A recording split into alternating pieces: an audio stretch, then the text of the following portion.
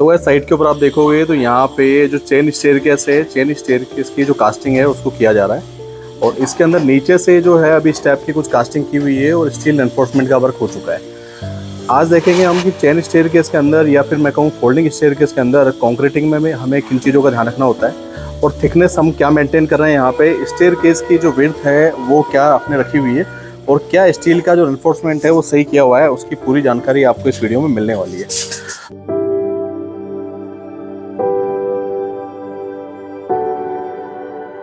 तो दोस्तों आप देखते हैं कि यहाँ पे ये नीचे की तरफ से यहाँ पे कुछ स्टेप यहाँ पे हमने कास्ट कर दी है। अब इसको कास्टिंग करने से पहले जो है यहाँ पे पूरी वॉल्स के ऊपर मार्किंग की हुई है। आप देखते हो कि यहाँ पे आपको कुछ यहाँ पे रेड कलर की जो सूते की मार्किंग है वो दिखेगी। और इसके अलावा जो है फ्रंट के अंदर भी आप देखेंगे तो यहाँ पे भी फ्रंट वाली वॉल के अंदर भी आपको मार्किंग दिखेगी। और ये स्टील का जो रेनफोर्समेंट है यहाँ पे पूरी लेइंग का काम यहाँ पे हो चुका है और 1 बाय 1 स्टेप करके यहाँ पे स्टेयरकेस को कास्ट किया जा रहा है। तो दोस्तों आप देखते हैं कि यहाँ पे हमारी जो स्टेयरकेस की जो थिकनेस है वो थिकनेस हमने कितनी रखी हुई है, 3 इंचेस की थिकनेस रखी हुई है।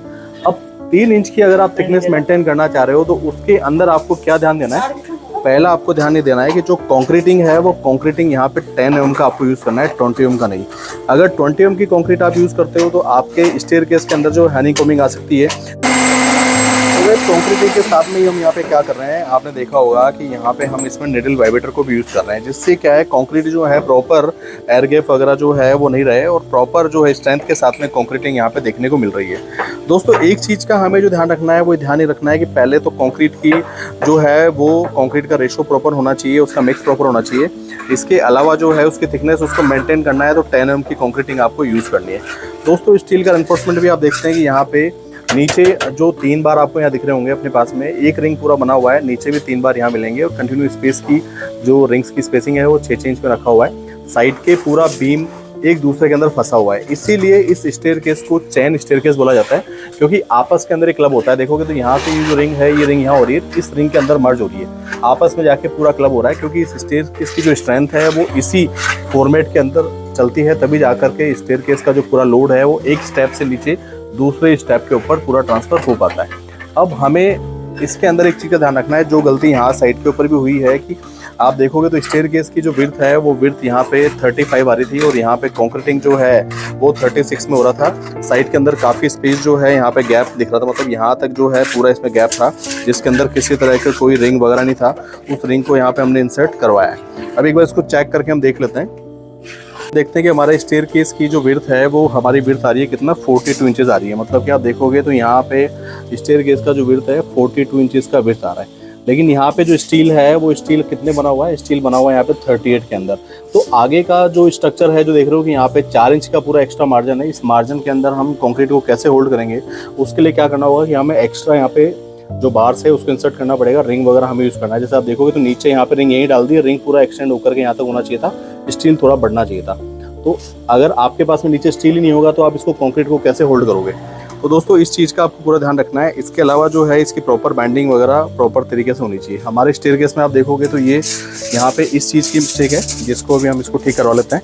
ये यहाँ पे फ्लाइट के अंदर देखोगे तो यहाँ पे 2 स्टेप हमने बनाए हुए हैं, एक बाइंडर यहाँ बना हुआ है। इस वाले स्टेयरकेस की विड्थ चेक कर लेते हैं, इसकी विड्थ चेक कराओ। इसकी जो विड्थ है वो एज पर फिनिश विड्थ जो है वो 41 इंचेस की है। तो यहाँ पे भी हम देखने को मिल रहा है कि थोड़ा स्टील जो रेनफोर्समेंट है, स्टील बार है वो थोड़ा 38 पे ही आ रहा है, तो इसको भी हमें थोड़ा सा बढ़ाने की ज़रूरत है। तो ठीक है, हम हमारे कॉन्ट्रैक्टर को बोल देते हैं स्टेयरकेस को थोड़ा बढ़ा दे और ये प्रॉपर इसको कास्ट करवाए।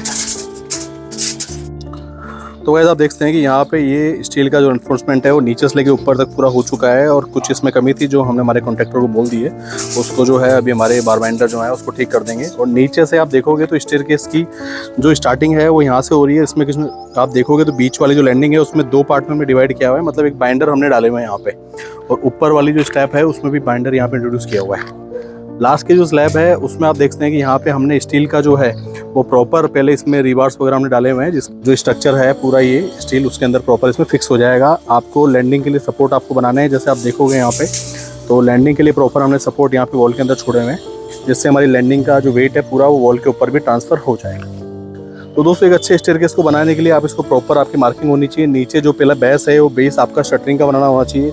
शटरिंग का नहीं बना रहे हो आप तो पहले इसके अंदर प्री जो शटरिंग बना करके और आप इसके अंदर जो है सीमेंट प्लास्टर में भी इसको बना सकते हो, लेकिन ज़्यादा बेटर तरीका यही रहेगा कि आप इसमें प्लाई के अंदर या फंटा इसके अंदर बना सकते हो आप इसको।